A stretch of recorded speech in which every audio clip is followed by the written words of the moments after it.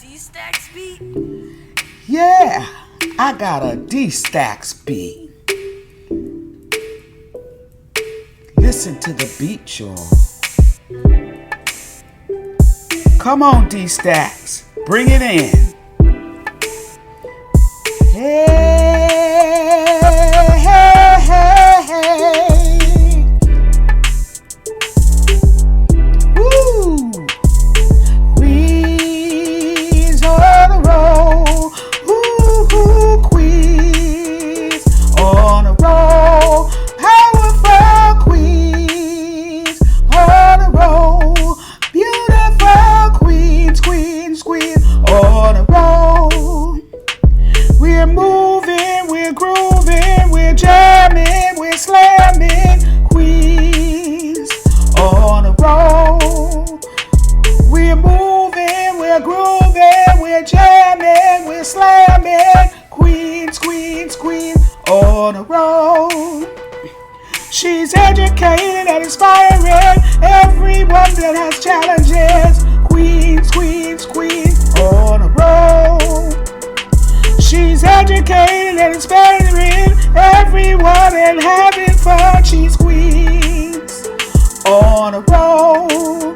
Woo, queens on a roll. Ooh, queen on a roll. Powerful queens on a roll.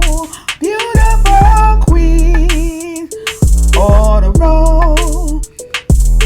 Come roll with us. Ooh, come roll with us.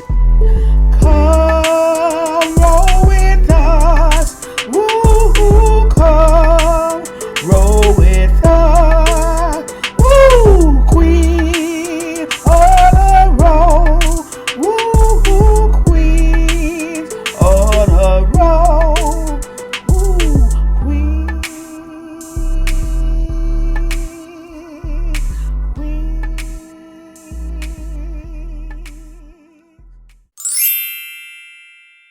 Hey everyone, and welcome back to Queens on the Road podcast. This is Latavia here, and I have one of my great listeners and friends, Victoria, here with me today. How are you, Victoria?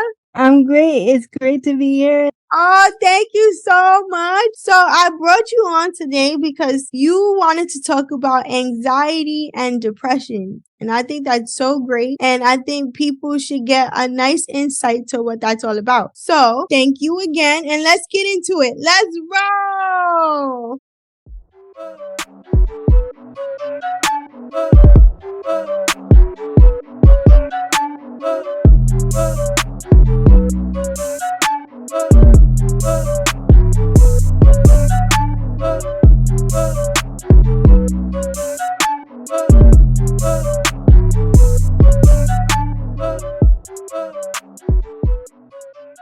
So before we get into what it's like living with anxiety and depression for you, Victoria, I would just like my listeners to know what anxiety and depression is. So anxiety and depression, according to WebMD, are types of mood disorders. Among other things, depression causes feelings of sadness, hopelessness, and reduced energy. Anxiety creates feelings of nervousness, worry, or dread. Although the two conditions are different, you can have both at the same time. Agitation and restlessness can be symptoms of both anxiety and depression.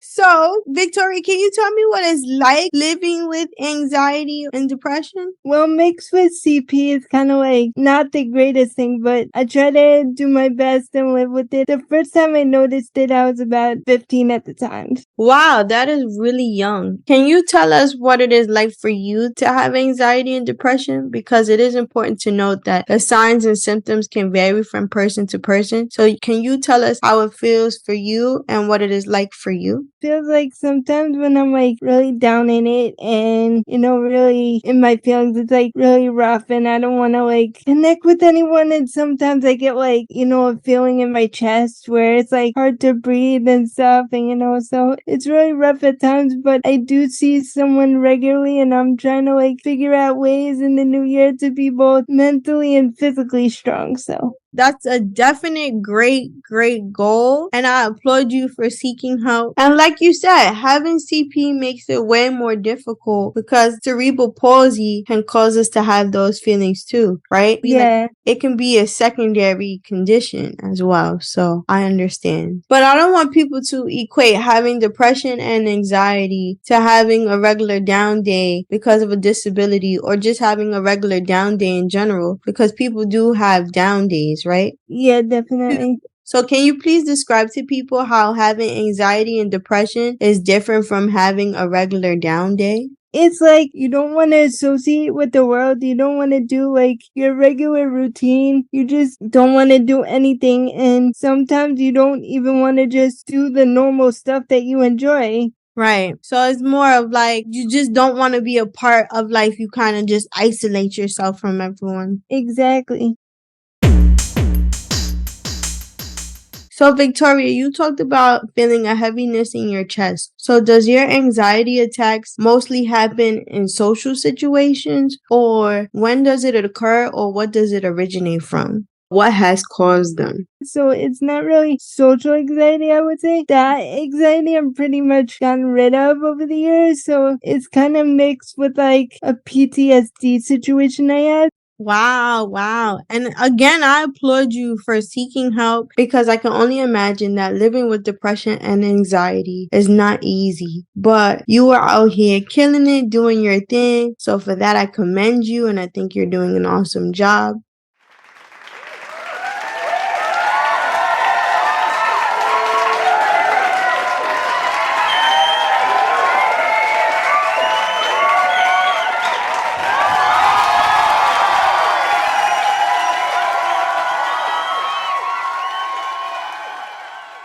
And on that note, folks, it's fun fact time. And today's fun fact is about PTSD, or post-traumatic stress disorder. According to psychiatric.org, PTSD, or post-traumatic stress disorder, is a psychiatric disorder that may occur in people who have experienced or witnessed a traumatic event, series of events, or set of circumstances. People with PTSD have intense, disturbing thoughts and feelings related to their experience that last long after the traumatic event has ended. They may relive the event through flashbacks or nightmares. They may feel sadness, fear, or anger, and they may feel detached or estranged from other people. It has been said that PTSD is only related to combat veterans, but in actuality, PTSD affects people of any ethnicity, nationality, or culture, and at any age. It actually affects approximately 3.5% of adults in the United States every year. You got these stacks beat.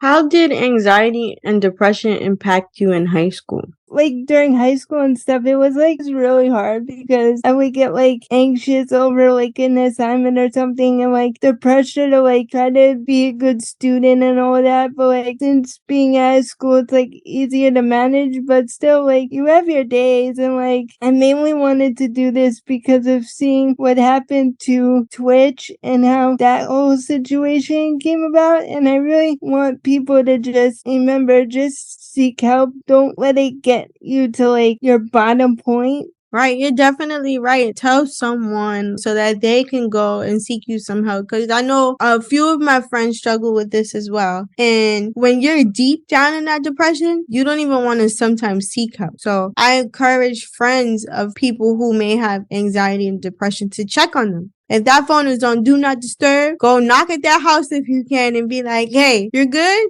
That's super, super important. Exactly. It's great to always be there and check in. Even on the friends that appear so strong and appear like they don't need any help or need someone to talk to, check in with them. Like, you never know. Sometimes people who are strong people carry a lot, and they carry a lot internally, and they don't speak about it, right? No, they don't. but they're struggling. So just do those regular check-ins on those friends you care about and all your loved ones. Just check in on them. What was it like going through college with the anxiety and depression? It was really bad because it really affected me in a way that like I didn't complete it as well as I should. And because I have to use like, the paratransit out here to even get there. That adds to your anxiety too. Like you're not sure like if there's an accident on the road or something going on. Right. So like certain situations can heighten the anxiety. And for you, your anxiety heightened when you felt like you wanted to perform your best but couldn't because you had all of these roadblocks in the way. Yeah.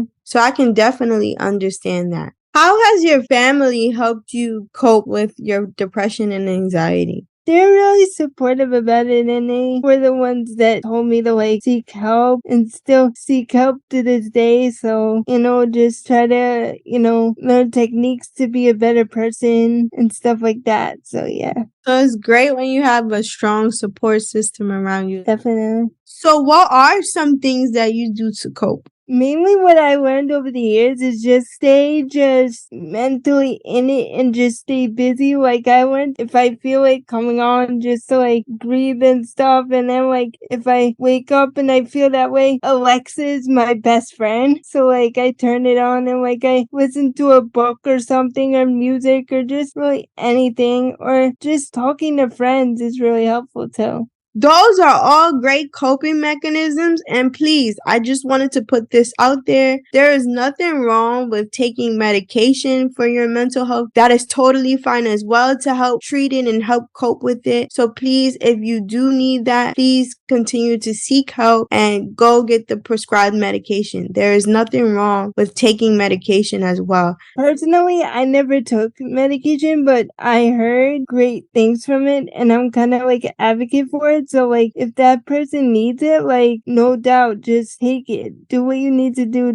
Yeah, whatever it takes to be the best you, just do it. We want you to be the best you that you can possibly be. So Victoria, what is one thing that you wish was not associated with anxiety or depression or mental health disorders in general? I really wish that there wasn't such a stigma around mental health that there is. Yeah, there's such a huge stigma and it really shouldn't be, right? People think that if I seek mental health help, then I'm a weak person. And you're not a weak person. You're not. It actually makes you a strong person because you recognize that you need help and you're going to seek the help so that you could be the best person that you could be. We have to learn to take care of ourselves holistically. And by holistically, I mean mind, body, and spirit. If our mind is not functioning properly, then the rest of us won't function properly. So please, I implore anybody who's struggling with mental health to seek help. There is nothing to be ashamed of. Please take care of all of you, not just the physical parts, but all of you. And like I said, I know having cerebral palsy and then having anxiety and depression, it is definitely not easy, right? No, it's not. I'm pretty sure it could be overwhelming at times, but you made it through. Yeah. And that's what this show is all about, right? Even though we have challenges, we made it through. So talk about how you made it through. Did you get that college degree? Yeah, I did a little bit, yeah. What was that like? Finally walking across that stage and finally getting that degree. That was just really amazing and just that I did it and, that I finally achieved that goal. That's awesome. So what are you doing now? What are you currently doing? I've been doing it since I was little, but I'm keep doing it. Shout out to my Anchor family and stuff. It's a recreational program that we have out here that they do different programs throughout the year, and then we do a 6-week summer program. So it's really like just to be social and out with people that are like similar to us and all that. So I do that, and then starting physical and occupational therapy and all that. You're gonna have to give me the number for the physical therapist and the occupational therapist. I still can't find one. I definitely will. And I think all of that is wonderful. So what are your future endeavors and future plans? because of my anxiety and depression. Like, I used to do a lot of writing and I don't anymore, and I want to just get back to that and just be just the best person I could be as a 30-year-old woman. And like, I hopefully want to like get my own apartment and like get a more fulfilling job and just to like continue being me, but like in my own space, you know? So you're trying to find your own lane, huh? Yeah. I would say I think you found it, advocating for mental health. Look at that.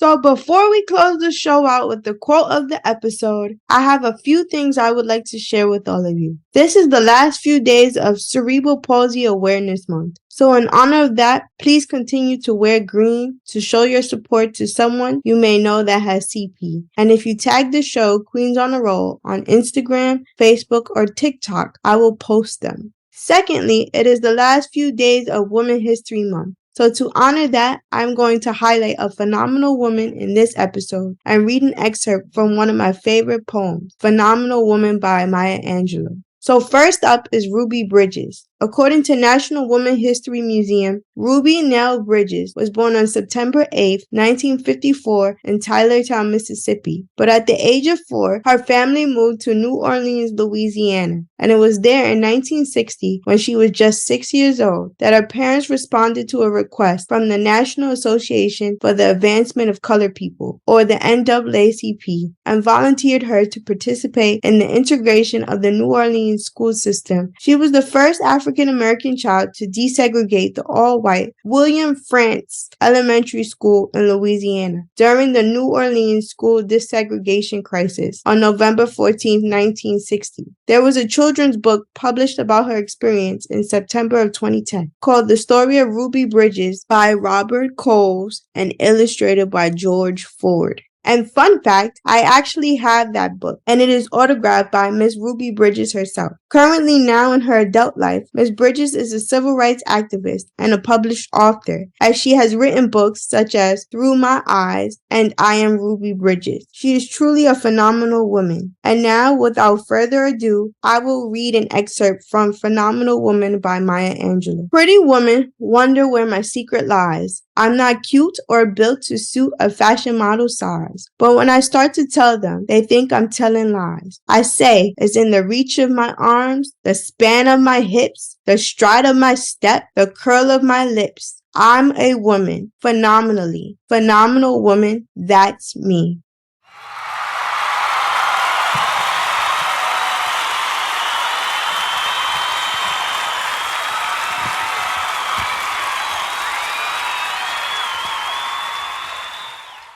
And now it is time for the quote of the episode. What is one quote that you live by? I live by a quote by the great Eleanor Roosevelt. It's do what you feel in your heart to be right, for you'll be criticized anyway. So basically just do what feels right in your heart and forget the ones that criticize you for it. And I think that is so great to live by, right? That just means do what you love and don't worry about the rest. So I definitely love that quote, and thank you for sharing that with everyone. Victoria, thank you so much for coming on. I definitely appreciate it. And this was a great way to raise awareness about CP, depression and anxiety, and just mental health overall. So I thank you so much for sharing and having the courage to share. Thank you for having me on. You are so welcome. Thank you again for coming on. And again, if you know someone who is struggling with mental health, or you yourself is struggling with mental health, please reach out and seek the help that you need. Please do not be ashamed. It is okay. You can also go to 988 on the phone, and that will directly connect you to the National Suicide Prevention Lifeline. Or you could call 1-800-273-TALK.